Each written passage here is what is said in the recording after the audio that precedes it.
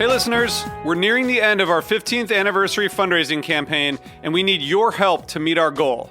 This campaign offers you a chance to win a unique food and music experience in one of the most exciting cities in America. Here's how it works. Donate to HRN and you'll be entered to win dinner for two and 2 tickets to a concert in one of 8 amazing cities: New York, Los Angeles, Philadelphia, Nashville, Las Vegas, Charleston, Ardmore, Pennsylvania, and Asheville. All donations support our work educating food system storytellers. And when you donate, you can choose one of those cities and you'll be entered to win dinner and 2 tickets to a show. So help us reach our goal and enter to win dinner and a show in the city of your choice. Check out heritageradionetwork.org/15 to donate and enter to win today. That's heritageradionetwork.org/15.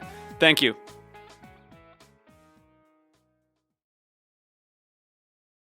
This episode is brought to you by Kermit Lynch Wine Merchant. Learn more at kermitlynch.com. This episode is brought to you by Roberta's, home of Heritage Radio Network for 10 years. Learn more about Roberta's at robertaspizza.com.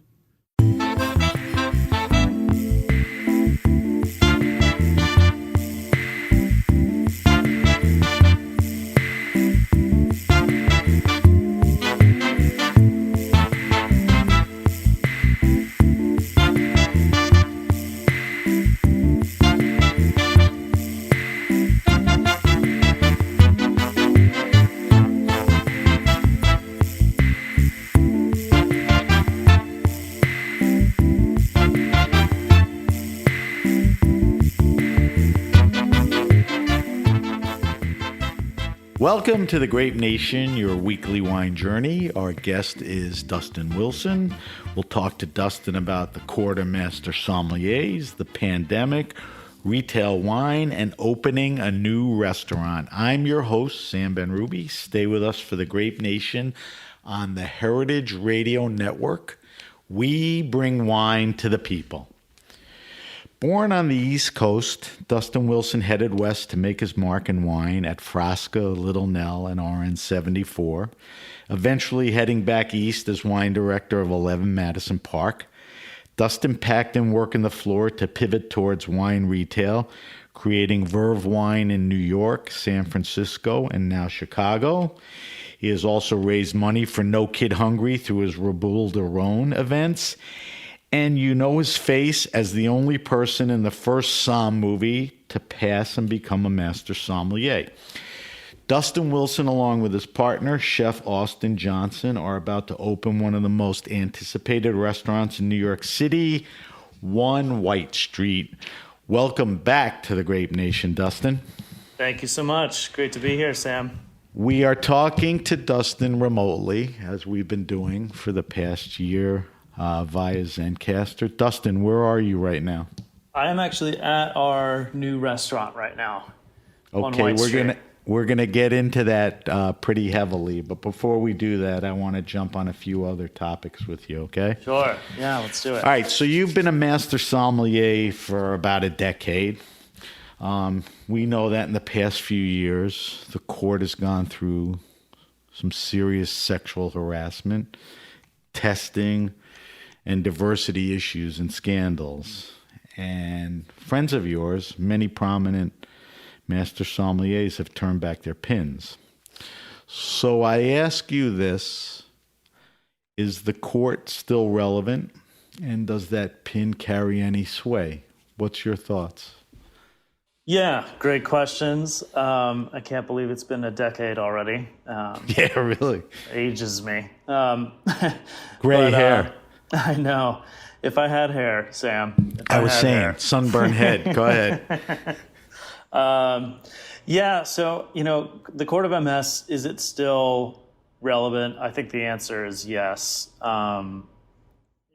This is a deep question. So I guess my thoughts on it are, it's had its issues in the last several years between the cheating scandal and the harassment issues and diversity and inclusion kind of lack of, or lack thereof, I should say, in the organization that's come to light or become more of a topic over the last year. It's definitely seen brighter days as an organization, but I also think this was kind of coming to a head with the CMS. I think the way that organization started and how it was functioning for the several decades leading up to these last few years. It was a smaller organization. It wasn't as popular. Social media didn't exist. The world was different. Right. There's a lot of things that were just different about the organization when it started. And also, for the first few decades that it existed, it was very small. I think the movies did a lot to bring attention to the organization. It exploded in popularity. The world is obviously much more connected nowadays via social media and whatnot than it was even just 10 years ago when I passed. So lots changed. And I think the way that they used to operate and the way that the test was given and the kind of internal culture, if you will, of that organization needed to change. It just couldn't continue to operate in that small kind of boys club fashion that it did for a long time. And I remember when I first passed, kind of having a weird feeling on night one when I passed, and there was like almost a bit of a fraternity like hazing in the beginning of the dinner that I attended as my very first introduction into becoming a master somm. And I remember looking at McClintock, who was sitting right next to me, or like 2 seats away or something. Like, dude, what do we get into here? This is weird. Right. But I just kind of wrote it off. I was like, this is kind of what they do to the new people. You know what I mean? But that was the culture, though. But that was the culture then. And, at the time, I didn't really think too much about it. It just kind of passed.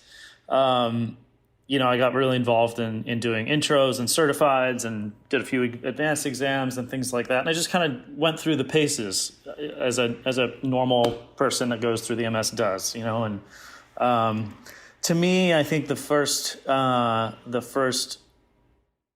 of challenge, I guess, mentally that I had with the organization was when the cheating scandal hit, and I just didn't like the way that it was handled. I personally kind of pushed back a little bit just internally, sent some emails to the organization leadership. Those emails were not received well, I guess. Right. And, frankly, it pissed me off a little bit because, I was very respectful in those emails and I thought I was being respectful in my approach, but it wasn't taken that way. And that kind of shed a lot of light to me into some of the culture that needed to really change. Fast forward and over the last year with the sexual harassment issues and their slow reaction to kind of the social unrest and whatnot of last year, just kind of really, I think, put the spotlight on the fact that some of the things that I think I saw and a handful of other MSs saw within the organization that we thought needed to change were now amplified. And I think while this moment is a very challenging moment for the organization, I do think that they're taking the right steps now. There's been kind of a critical mass of people, both internally and externally, that have pressured the organization to kind of recognize where its flaws are, acknowledge them, fix them, and try to move forward in a better way. I'm still hopeful for the organization. I personally am not. I have not turned my pin in, but I'm also not super, admittedly, very active in the organization at all right now. Mainly due to I'm freaking busy with other stuff, but. But I think, there's been a changeover in leadership. There's a new board. I think that new board is filled with some really smart, good, kind of thoughtful people that are doing the right things. So I think the organization's heading in the right direction now. But it's got some scars from these last few years, and I think it's going to take some time for all that to heal. So I don't think right now it's the most popular thing. It's not really cool to say that you're a master sommelier anymore. So to that, but to I think that that'll point, change. I think that'll change. Okay, to that point, because I don't want to spend nearly, more time on this than, the other issues.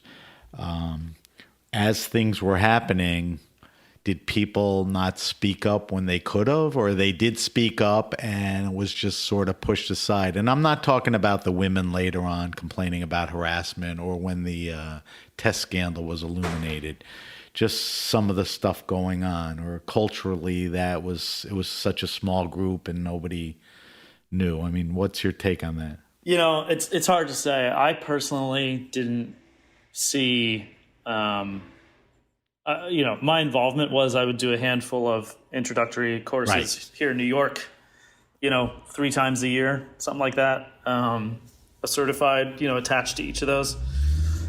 And once a year I'd fly to go do the advanced exam, something like that was my kind so of those routine. things were my exposure to it was very limited, and I didn't necessarily see anything wrong per se.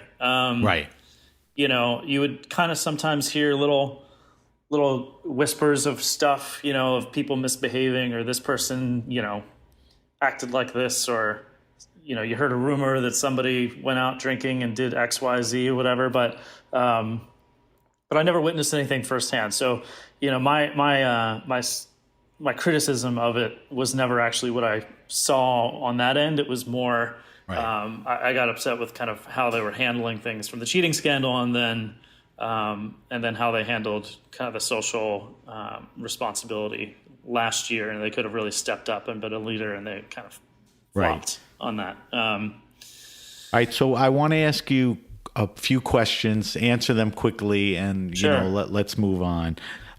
Do you think the court has the respect of its peers, the people in the wine business, or it's something they have to earn back? I think right now it's something they need to earn back. Like I said, I think they can. I think it's going to take some time. So the next question would be, do you think up-and-coming Psalms, and you were one at some point, which is why you even got into all of this, give a crap about the court? I think right now there's a lot or there's probably less right now than there was 2 years ago. But I think, again, that's going to turn around. Long term, I think it's going to stay relevant because there's just not necessarily anything else like it. So they just need to kind of fix themselves a little bit. And I think that can they long term, do you think they can? I think they can. I think it's going to take a long time for some people to forgive them. I think some people are just done with it, and that's fine. Okay. But I think long term, the wine industry is going to need an education body, an examining body that does something like this to help the industry. And to start something anew would be very, very difficult. This is a behemoth that exists. I think if they can fix themselves, then I think they'll continue to stay relevant. Yeah. But, that's yet to be seen. We'll see. I continue to be hopeful, but they have a lot of work to do. But they know that. They're aware of that. I agree that if anything happens, it's going to take time.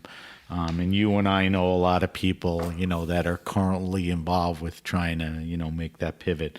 Yeah. So There's a lot of good people in there right now that are trying to make things better. Yeah. So let's see what happens. We could revisit that, at some point. All right. I want to talk to you about Verve Wine and One White Street. Yeah. And I also want to talk to you about how the pandemic has affected everything. Let's first talk about Verve Wine. I've had you on the show, and you sort of gave me your journey in life and wine that got you to where you are. I mentioned some of the places you work.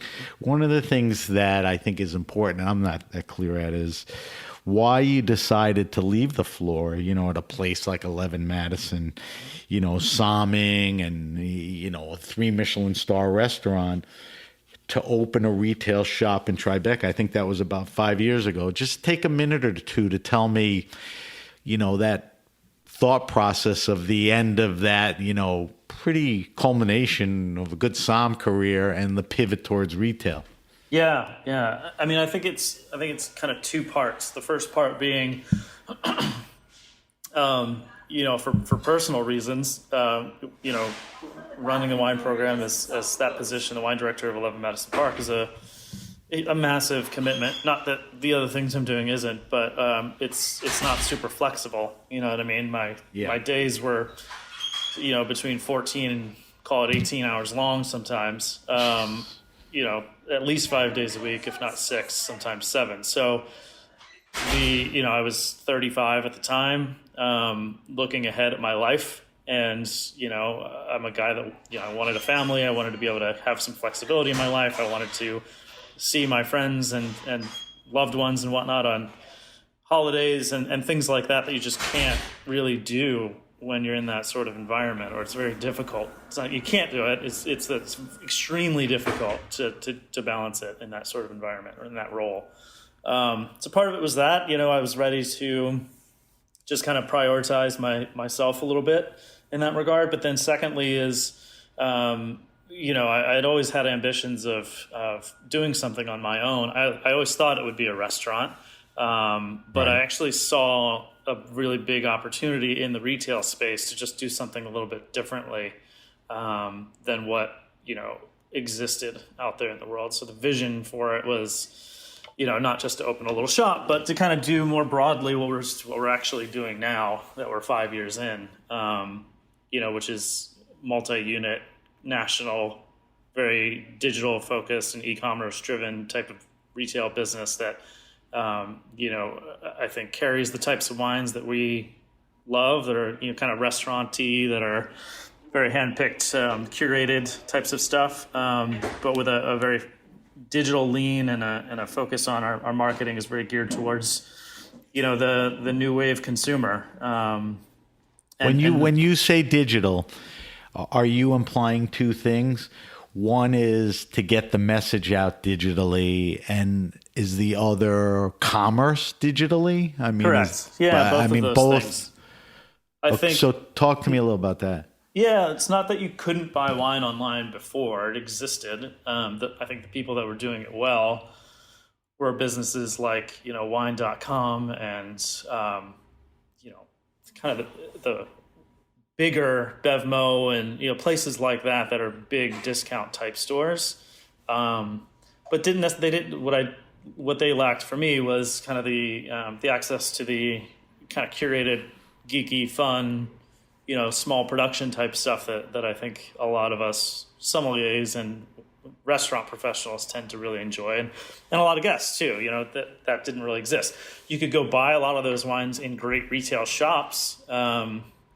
If you ask me where to go shopping for great wine around New York City, I could probably list off at least a half a dozen really awesome places to go pick up a bottle of wine. They're great shops, no doubt, but the digital presence on their end was very limited. If the inventory was even posted online, it wasn't very accurate. And so that was important. Yeah, to me it was important to keep real time.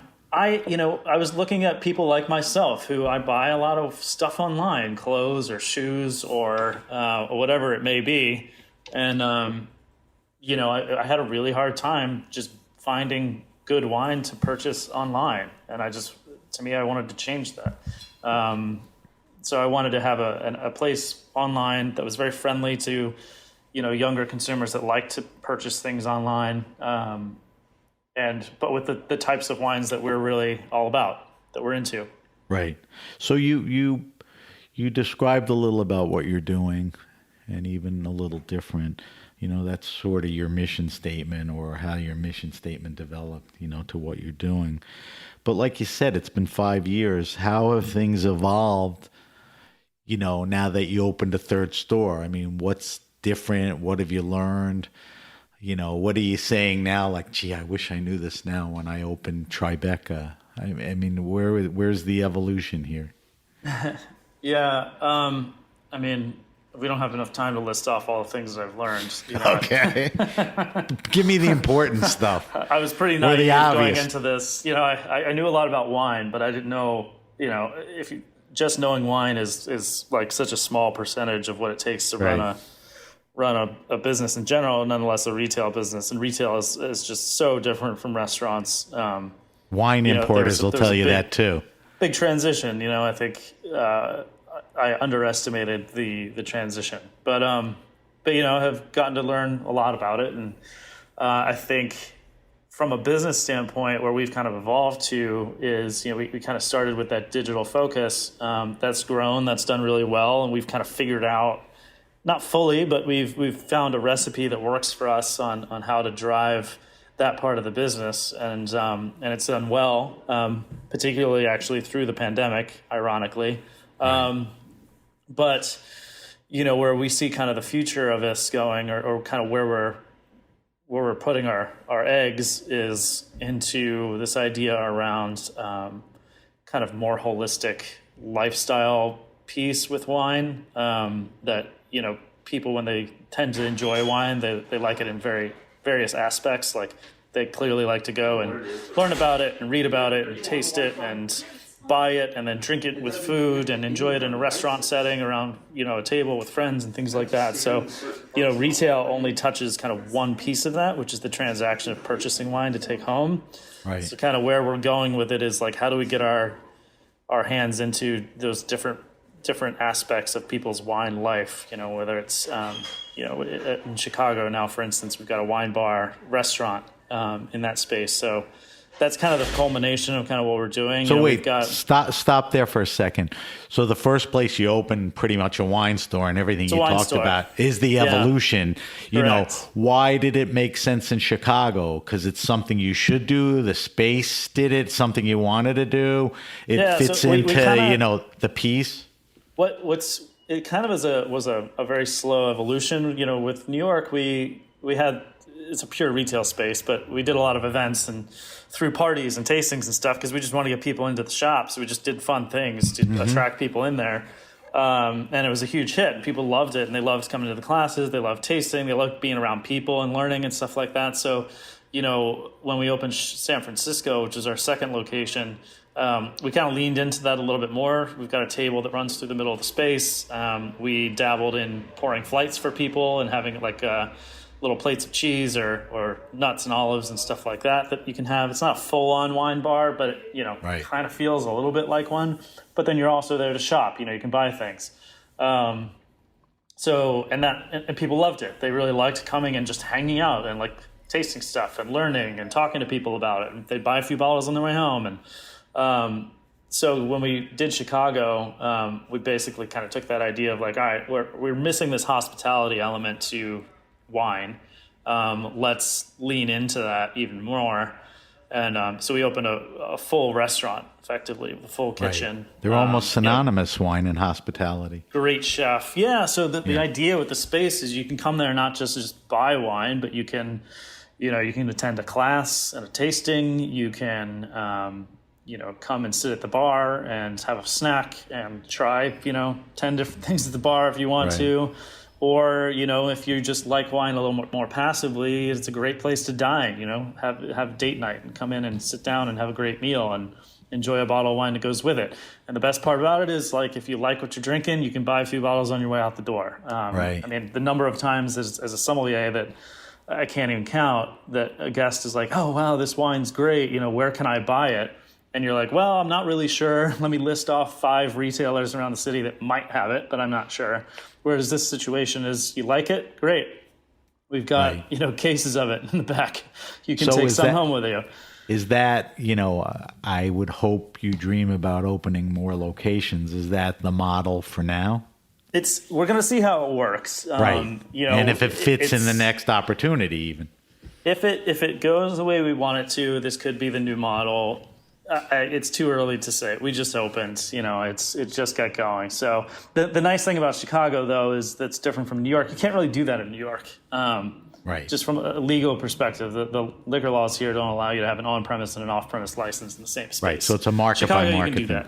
Yeah. Yeah, exactly. There's certain markets around the country where you can do that. A lot of places where you can't. So tell me, let's talk about the pandemic and Verve. You alluded to it very quickly, but get into it. What effect did the pandemic have on retail wine and Verve, which are the same? You were able to fight through that because of? We made it through, honestly, purely because of the fact that we set our business up to be e-commerce focused from the beginning. Right. If we were... Just walk in. If we were just walk in, if we were just a shop that didn't have that piece to the business, I don't know if we'd be around right now, to be honest. Right. When the shutdown came, our whole team, we were kind of expecting to just have to close. I was like reading about the difference between furloughing employees, laying off employees, like how we're going to do it the right way, like, freaking out. And then it came out that, we were considered an essential business, which I laughed at. I was like, are you seriously? That, though. I was like, I guess so. I guess people need their booze. So, to essentially get through to the next day. Right. Yeah. So we lucked out. But, to keep our team safe, we shut down the stores for walk-ins. And we just turned everything digital and just went purely online. And, we were already set up to be able to do that really seamlessly without, too much effort. So was that where you wanted it to be, or the pandemic? Because I have to compliment you. The Verve site is wonderful, and it covered everything you talked about. It's become sort of this holistic wine lifestyle thing. And I'm assuming every time you post, whatever you're posting, you're selling that stuff because it's presented, so well. Correct. Did the game even get stronger during the pandemic because everyone was sitting around, and you were there already? 100%. It got way more intense and better. It ramped up. Because you had to. We had been pushing towards that for a long time, and we thought that was the long term winning strategy. But it was taking a while to get there. There's a lot of strategy behind trying to get people to shop online that we just you can put up a bunch of good wine on your site, but that doesn't mean people are going to come shop there. So it's not a peripheral site or like a hobby site. I mean, there's a lot of thought and time put into it. Yeah. Besides the backroom ordering and all that, but I mean the art, how well written it is and all that. I mean, it seems like it's a time-consuming thing every week. Well, and also talk to any digital marketer. There's a strategy around getting eyeballs on your site. It's tricky, and it's not necessarily our first. Too. It's not our wheelhouse necessarily. So we had to learn that. But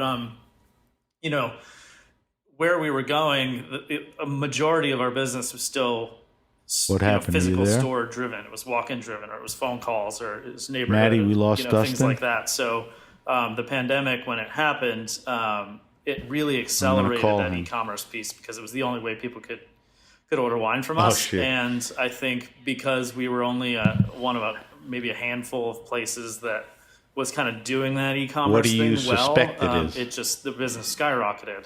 Dustin, I had a question on online, and you don't have to be super specific or, even reveal numbers, but what percentage of the business, as far as people buying wine, comes from online?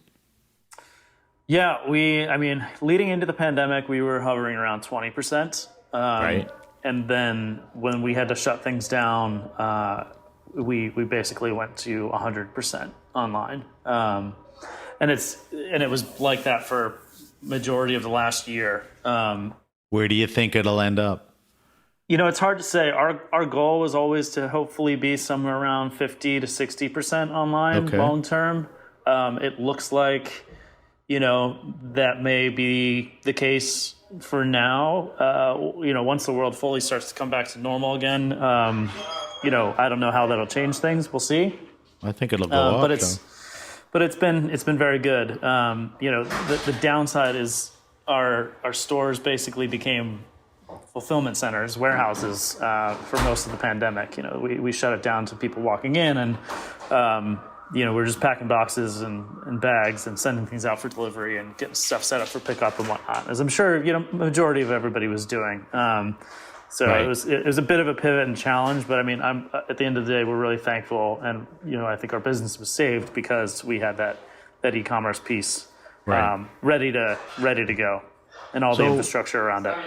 A couple more things on Verve, or a few more things. Did people shift their wine preferences during the pandemic?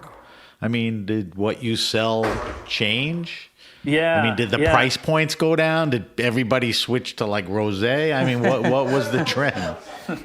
Yeah, it was a lot of a price point thing. It was interesting to kind of watch the ebbs and flows of this. But right when the pandemic first hit, everybody was just loading up on cheap stuff. The volumes skyrocketed.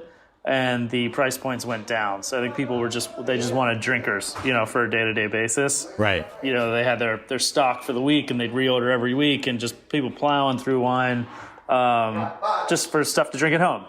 And then at some point, maybe, I don't know, 4 or 6 months in or something like that, the mood definitely changed. And I think people who were waiting for whatever reason to start buying higher end stuff again, the higher end stuff just started rolling out the door again too. Right. So the volume started to go back down again, but then people were spending a lot more on high end stuff. Which was where they initially were, right? Yeah, we always kind of operated somewhere in the middle. We don't Right. we have a lot of high end stuff, but that's not necessarily what we're known for. Kind of what our target customer even is not necessarily I know that. heavy collectors, but we had a lot of collectors and whatnot ordering some high end stuff for a good chunk of time there. Right. So it was interesting. I don't know exactly. It's hard to understand where that came from, but from what I heard from other folks that I know in the industry, in retail, it was pretty common. So while I have you talking about Verve and retail and wine, let me tap into your expertise. So answer this question in relation to store trends and your personal preferences wrapped into one.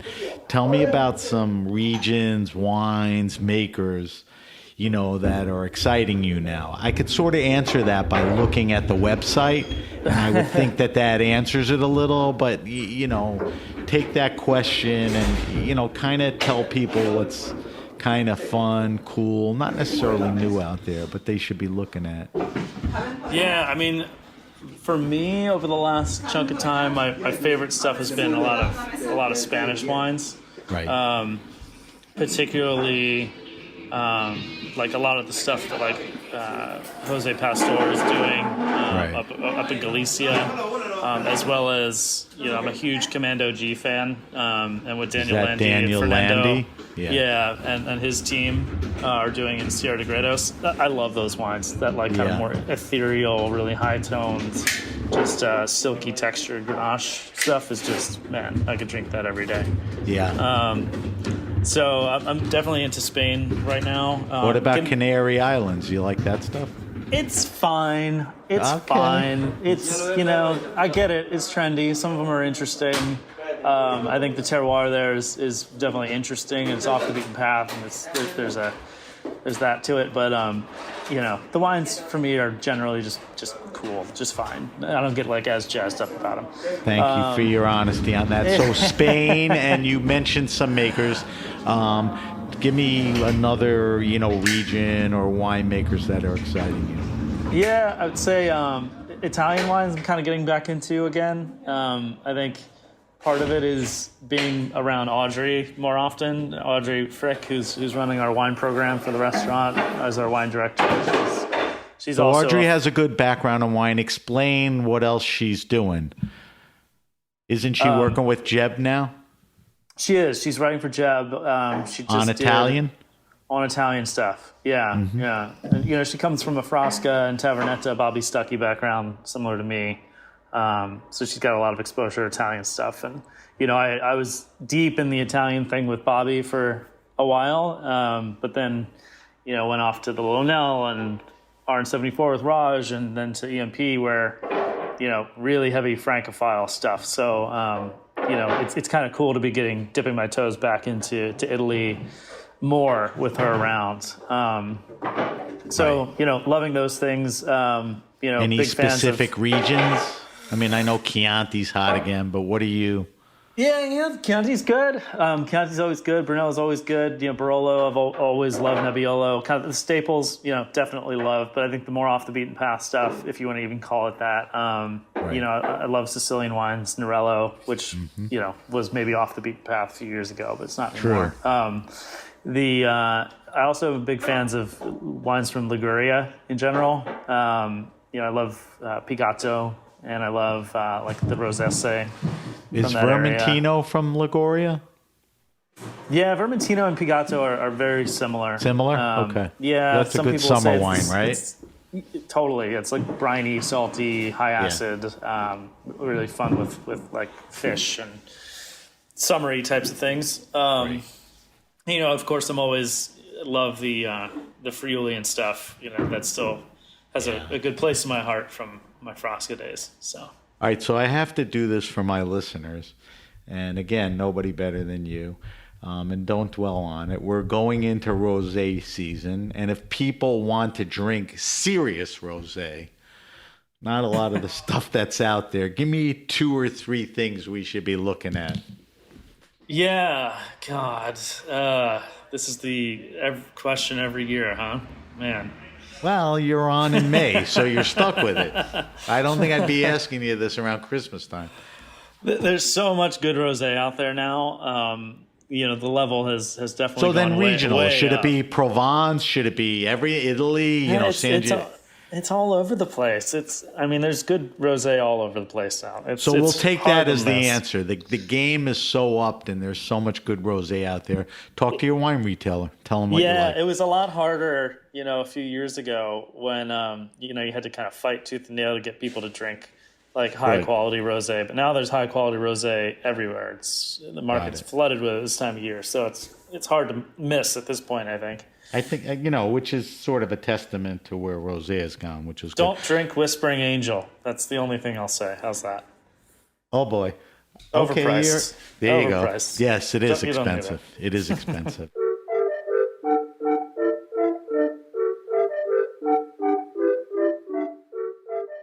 This episode is brought to you by Roberta's, home of Heritage Radio Network for 10 years. Roberta's was founded in Bushwick in 2008 and has become one of the most iconic restaurants in the country. HRN made its home inside of Roberta's in 2009, and together they have become part of the DIY fabric of the neighborhood. Roberta's, the pizza restaurant, is open for lunch and dinner 7 days a week and serves much more than just the famous wood-fired pizzas. Their team dreams up new salads, pastas, and sandwiches on the regular. Roberta's Tiki Bar is alive and well in the back garden, serving up frozen drinks in the summer and hot toddies in the winter. Stop by the bakery and takeout spot next door for fresh breads, sticky buns, and pizzas to go. And of course, there's the 2 Michelin-starred Blanca tucked away in the garden for truly daring diners. But Roberta's also extends beyond Bushwick, with multiple locations in New York City and now in Los Angeles. You can also find their frozen pies in grocery stores around the country. The spirit of Roberta's, like Heritage Radio Network, is everywhere. Here's to many more years of pizza-powered radio. Learn more about Roberta's at robertaspizza.com. This episode is brought to you by Kermit Lynch Wine Merchant, an importer, retailer, and wholesaler of fine wine from France and Italy, headquartered in Berkeley, California. In 1972, Kermit Lynch opened a retail shop in Berkeley, California with a $5,000 loan and a bit of gumption. He started with just 35 cases of wine stacked on the floor. Kermit grew his business from a retailer into a wholesaler and a national importer of wines from France and Italy. These wines are produced by small family growers who are committed to the old world traditions and culture. It is Kermit's belief that great wine is made in the vineyard, not the cellar. Much like his close friends, the late food writer Richard Olney and Chez Panisse founder Alice Waters, Kermit's influence has been enduring. He has spent nearly half a century shining the spotlight on small artisan producers. Learn more at KermitLynch.com, KermitLynch.com.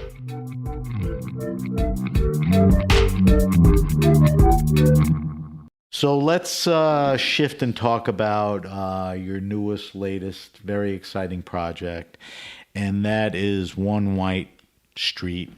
That is a restaurant you're opening on White Street in Tribeca in New York City. Just a little sidebar. A million years ago, I worked at the Soho Weekly News, and we used to have our Christmas parties at the Mud Club with like the B-52s and Nice. Talking Heads. So I was in that neighborhood before you were even born. So it's a very cool neighborhood. Plus there's some history about, you know, your location and all that when we'll get into it. Yeah. But let's Music, start from the foundation up and we'll get to everything.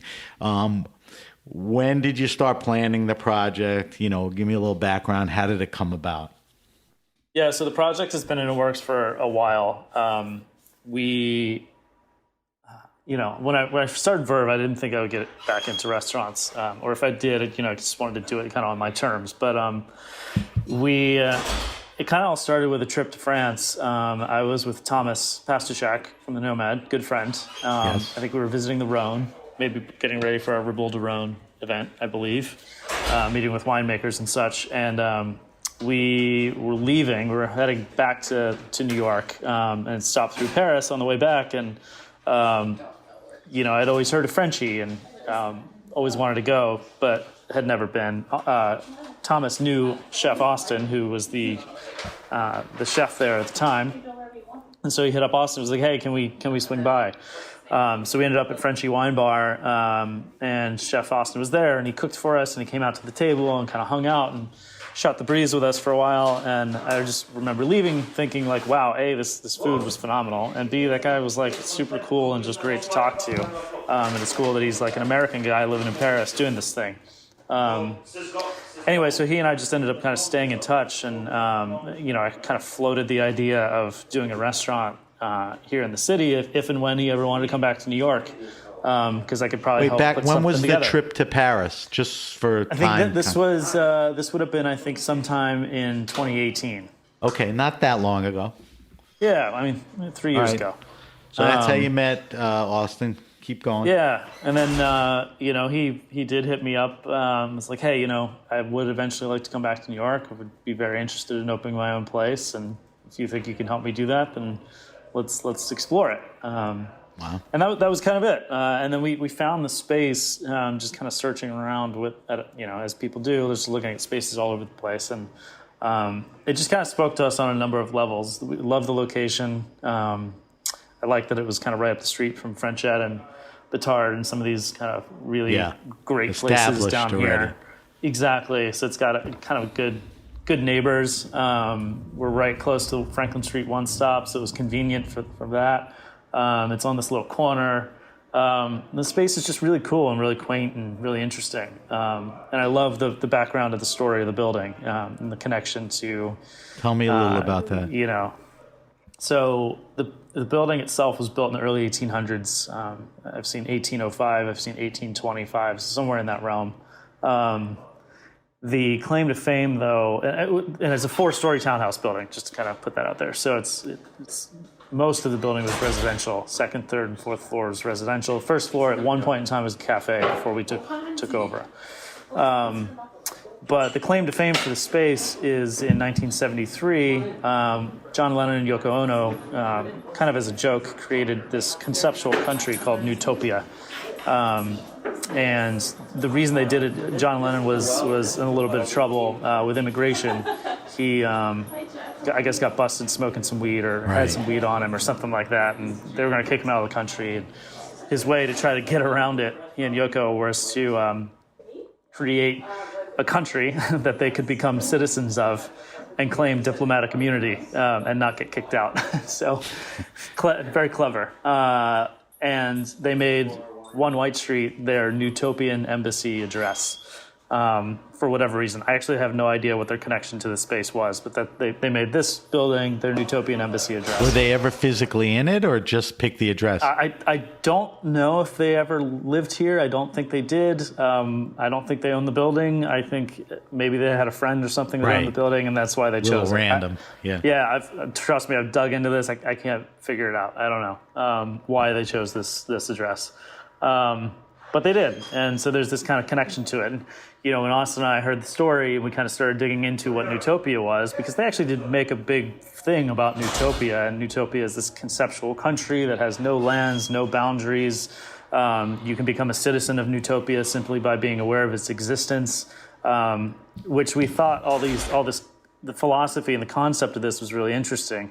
And during their press release in 73, there was a line in there that they said and that they wrote down that we both thought was really interesting. And it says, Newtopia has no lands, no passports, no boundaries, only people. And when we read that, we kind of thought, this is really interesting because there's an essence of hospitality there. It's basically saying like everyone is welcome. Right. You can become a citizen of this country by just being aware of its existence. It's your mantra. You don't have to be in a certain place to be a part of it. It's like, please, anybody can come and be welcomed here. And we just love that kind of essence of hospitality in that messaging. So, we've tried to take that and try to find ways to embody some of that philosophy into what we're doing here in the restaurant. And not in a tacky way whatsoever. So tell me about the food and wine concept. And I know you're partnering with a farm, right, up in the Hudson Correct. Valley, which is kind of a big part of, the concept. Let us know what to expect. Food and experience-wise, we basically, Austin spent all his time at Frenchie in Paris. He was running both the wine bar and the restaurant, and their restaurant in London. And he was with them for about 3 years, helped them get their first Michelin star. And I loved it there. Ended up dining there a few times since that first visit. So we're like, look, Frenchie had this kind of really interesting concept where it was the restaurant on one side of this little street. The wine bar was across the street from it. You could bounce back and forth. The vibe over at the wine bar was kind of very laid back, fun, energetic, louder music, high top tables, a la carte menu. And the restaurant was a little bit more polished up.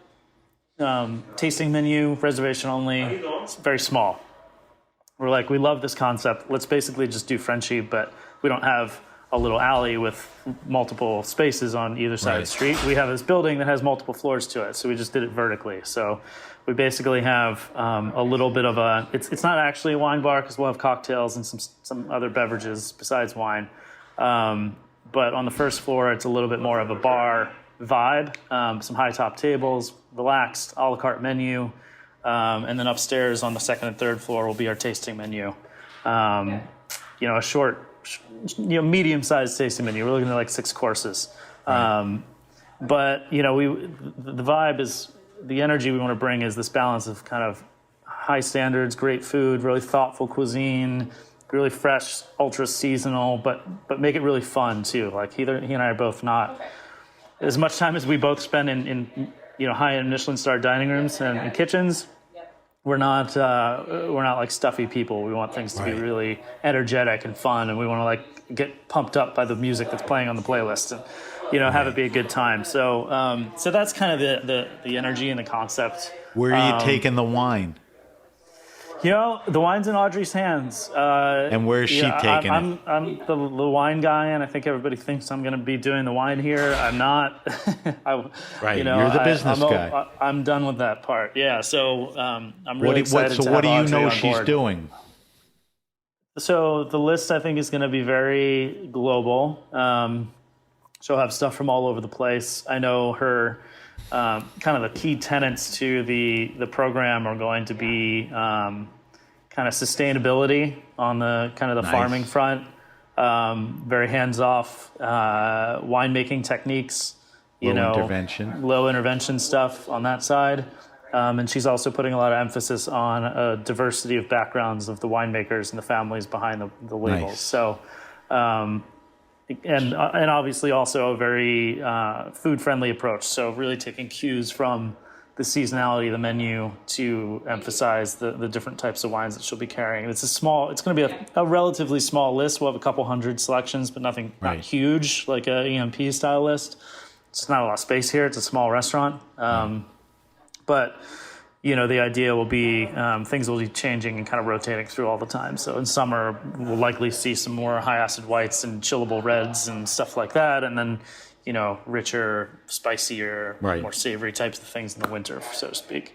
Sounds good. But stuff, from all over. Right. So it's curated to all those things you described: diversity, sustainability, seasonality. That sounds exciting. Did the pandemic delay finding a place? I mean, not the effects of the pandemic when it hit, but I guess that's what I mean. Did the pandemic sidetrack things? Big time. We've been delayed on this thing. I don't know how many times I've lost count. The pandemic is certainly one of the reasons. Right. Just to throw on top I of went into everything this else. very naive too. Opening a restaurant in a former townhouse space requires a lot of engineering and code and landmark stuff and all sorts of Frustrating, right? things, bureaucratic stuff that you need to go through that just makes it very complicated and difficult. So, there's that. The pandemic obviously slowed everything down. That probably added 6 to 8 months onto everything. So we're definitely way behind schedule, but we're When are excited you to opening? finally be going here. Early June, we'll say that. And does that, let's talk about a pandemic world now. By then, the mayor will have opened up indoor dining to normal levels? Yeah, I think, we're looking at, I think they're getting back to 100% very soon, I think by early July. So, Do you worry about employee safety? I mean, what's your feel? I think, we're heavily encouraging our whole team to be vaccinated. Okay. Right now, I believe everyone that's here at the moment is vaccinated fully, which is great. Okay. We're going to follow all of the CDC guidelines for safety and keep things socially distanced and wear masks and have sanitizer and, take temperature checks and, Right. all the things. So, we're taking all the proper precautions. So, but I think, the sentiment that I'm feeling from everybody, both guests and employees, is that, I think everybody's just kind of ready to get the things back to normal again. We're all taking the proper precautions still, but kind of ready to start putting this whole thing behind us. I think we're in a good spot to do that. We talked offline about, how the restaurant industry is, changing and going through changes. I'm guessing part of it is the pandemic. Obviously, you have to take all this stuff into consideration. Anything else? I mean, do you think the way you've designed the restaurant, the menu and all that is, where things are going? I mean, I know it's not a singular vision of yours, but, are there changes that you see? Yeah, I think we're at a really interesting inflection point in the restaurant industry right now, as things start to reopen post-pandemic, where there's been a lot of learnings, I think, for everybody over the last year, both from a business standpoint, an employee standpoint, culture standpoint. I think there's a lot of things to take into consideration now when either reopening or opening a new restaurant, that I think we need to be really thoughtful about. And, I can't disclose too much at the moment because we're still working through a lot of exactly what we're doing, but we're trying to be very thoughtful and in the way that we operate, both from a staffing and kind of internal culture and operation standpoint. I devoted a handful of shows, last summer about diversity and how screwed up the industry is and, how people weren't treating the pandemic seriously. So Right. you see a business as more sensitive to all of those things, even going back to the wine list that you described, right? 100%. Yeah, I think we need to be very focused on those things now. I think if we're not, then we've missed the whole freaking point of this last year, right? Right. You know what I mean? Like it's been a shit year for everybody. There's been a lot of crap that's happened, but if we don't kind of take what's gone down and learn from that in some way, shape, or form, both from as a society, as people, as human beings, as businesses, as operators, as friends, as family members, and kind of change how we do things moving forward, then I think we've missed. There's a bit of a gift that's been given to us with all of that, and I think if we don't learn from it and move forward in a better way, then we've failed. I'm not patronizing you, but I think you're a guy that can do that, and I think you can pull it off, and I hope you do and get to where you want to, and I hope it could be, a model, for other people.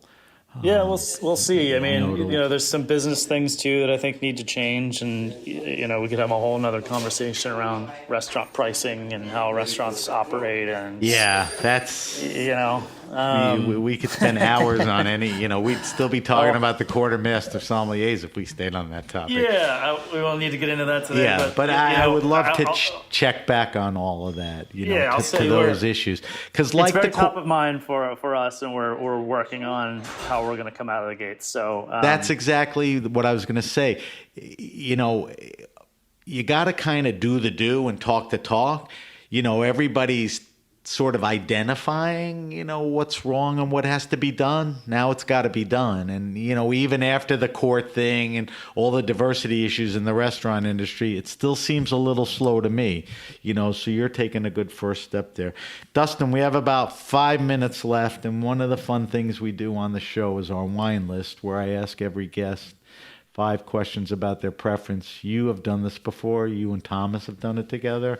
I want to get an update on it. So, because we don't have a lot of time and because you should know this stuff cold, I'm going to ask you 5 questions, and don't dwell on them, and just answer them to your best. And these are the same 5 questions I've asked you before. I've asked everybody. We have a database of over 200 great wine people in their preference. So the first question is, what are you drinking now?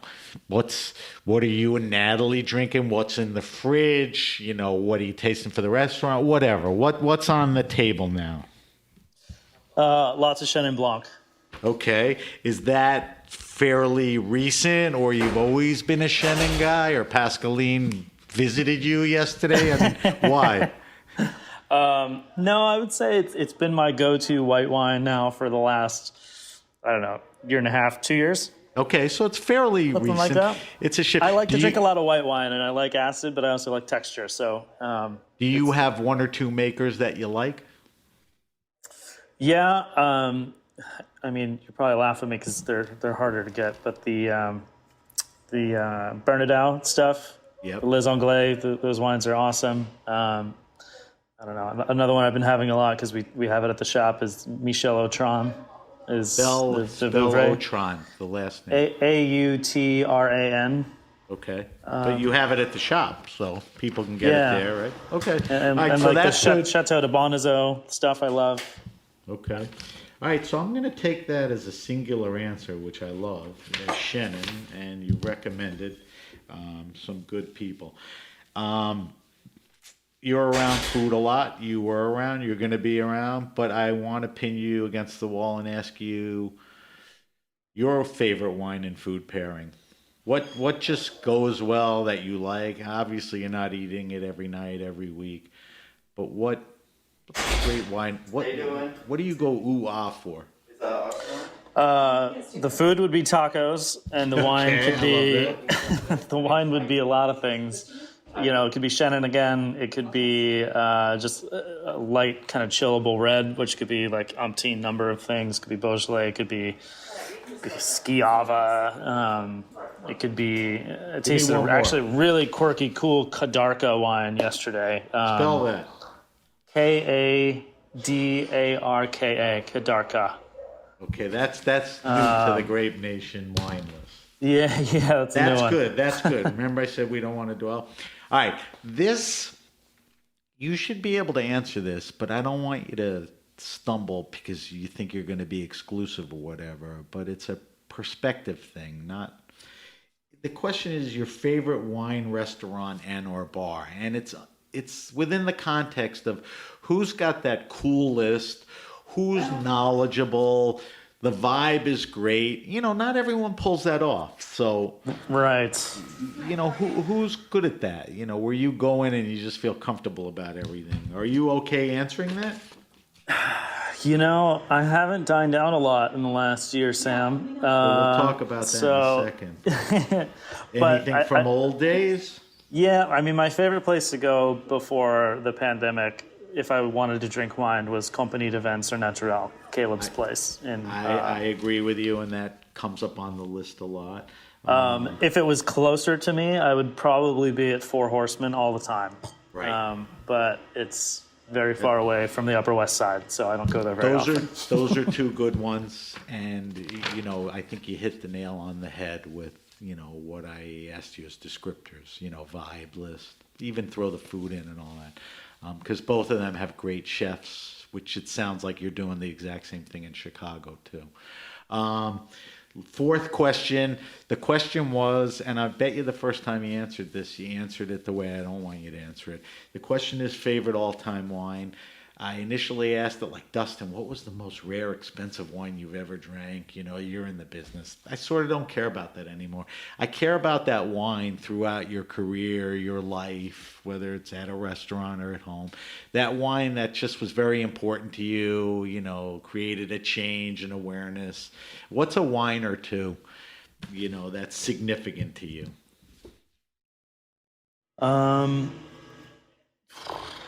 If I had to pick one, it's a good question. It might be. I don't want to but it could be.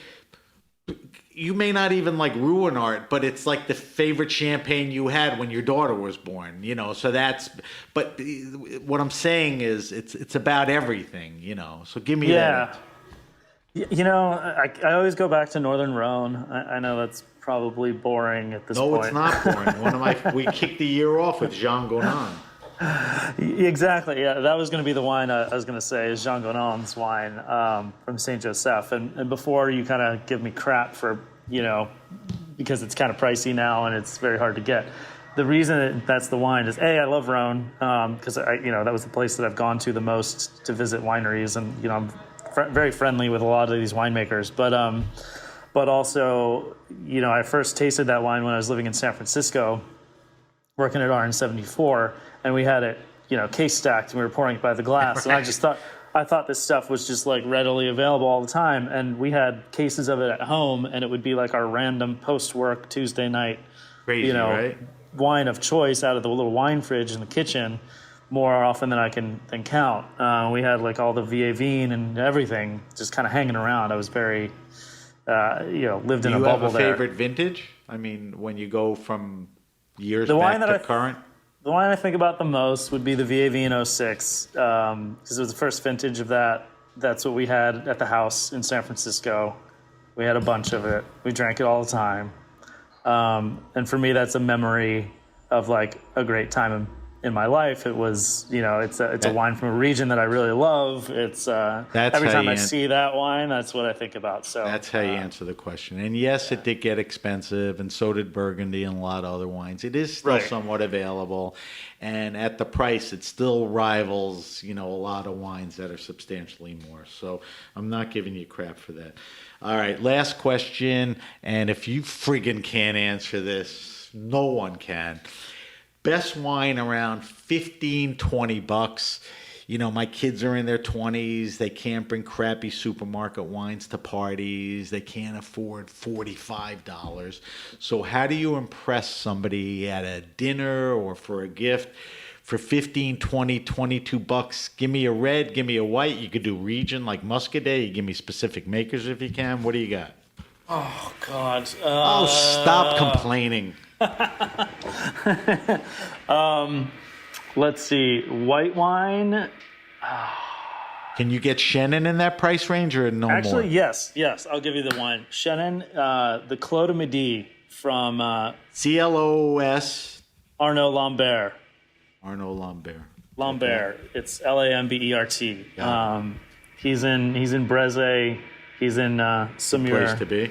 It's a Saumur Chenin. It's called Clos de Midi. It's cheap. It's freaking awesome. That's what I'm looking for. Like now give me a red like that. $20. And don't start whining again. Like reds are so much harder. Go ahead. This is just top of mind. I wouldn't say this is the top one, but just this first one that came to mind is Punta Crena, the winery from Liguria. Yes. They make a rosé. And this is just popping into my head because we talked about Liguria earlier. Rosé is just a really light-bodied, very chillable red wine from Liguria. And that really falls tasty. Into $15-22? Yeah, it's like in the 20s, okay. Maybe like mid-20s, low 20s. I think range. I'm okay with it. It's in the. I think it's in the range. Yeah, with inflation and the pandemic, the question's price keeps going up. So yeah, throw it in the fridge, pop it on a hot day. It's awesome. All right, admirable job there. You can breathe deeply now. All right, listen, So much we got to pressure. wrap. We got to wrap up. All right. Couple things I want to mention. I wanted to congratulate you. It's been 4 months. You had your first child, a daughter. Thank you. I have 3 kids, and you know that it's life-changing, and you never realize what the word love meant until you have a kid, right? And with all, I would label you entrepreneur, with multiple stores and restaurants and, taking on online and all that stuff. Always make time for your kid, okay? Yes, sir. You know it. Because you're in a business where it's going to be hard to find. So, keep your priorities straight. And that's my dad lecture, and I'm done with it. All right, I got to do a quick wrap up. If you have a question, suggestion, wine happening, or event, hit me up at sam@thegrapenation.com. That's sam@thegrapenation.com. Subscribe to the Grape Nation podcast on iTunes, Stitcher, Spotify, or wherever you get your pods. Follow us on Facebook at The Grape Nation. On Instagram, we're at SBenRuby.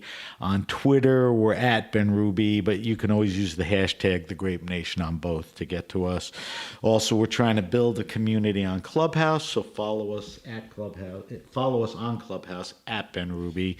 I didn't say this, but I want to make sure everyone knows we will post Dustin's wine list on our social media sites, more towards early next week. Dustin, if people want information on everything we talked about, Verve Wine, One White Street, following you on social media, give me some places to go. Yeah, you can follow me at Dustin Wilson MS on Instagram. I tend to make announcements there. One White Street is it's just at One White Street is our Instagram.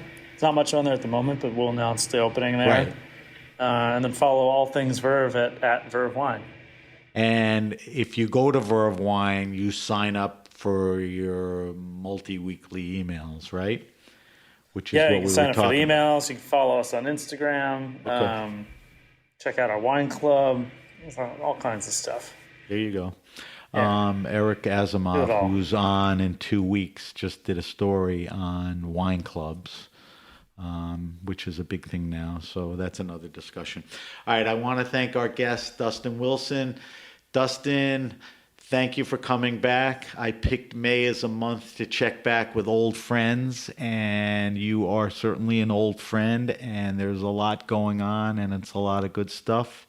And like Thank I you, said, Sam. I wish you Always well. a pleasure. Thanks to our engineer, Matt, and everyone at the Heritage Radio Network. I'm Sam BenRuby, and you've been listening to The Grape Nation.